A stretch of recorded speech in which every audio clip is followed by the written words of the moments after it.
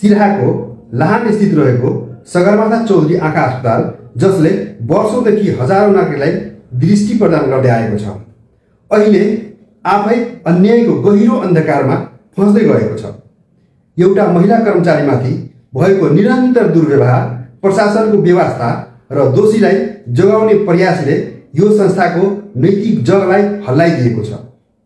महिला कर्मचारी सीमा मेहताले लामो समयदेखि कार्यस्थलमा असुरक्षा झेल्दै आएकी थिइन्।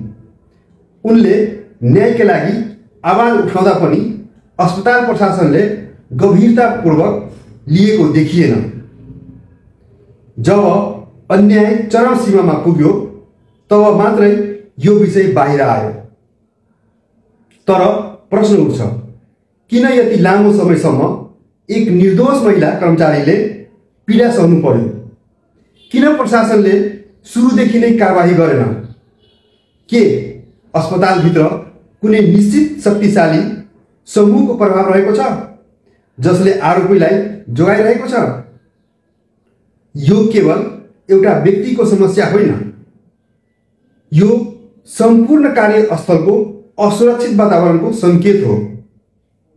आज सीमा मेहताले पीडा सहनु पर्यो, भोलि अर्को कर्मचारी पनि यस्तै समस्यामा परे के गर्ने? यस्तो अवस्थामा अस्पतालका प्रशासनको दायित्व के हो? अस्पताल प्रशासनले आफ्नो जिम्मेवारी वहन गर्नुपर्दछ। यदि कसैले अपराध गरेको छ भने उसलाई कानुनी कठघरामा उभ्याउनुपर्छ। अस्पताल केवल इँटा र सिमेन्टले बनेको संरचना मात्र होइन, यो मानवता, सेवा र न्यायको आधारशिला हो।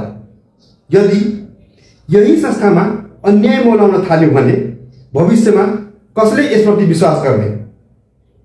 अब समय आइसक्यो।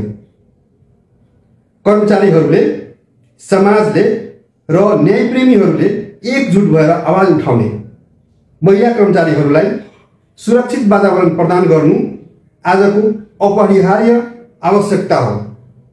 सीमा मेहताले न्याय नपाएसम्म यो लडाईँ रोकिनु हुँदैन।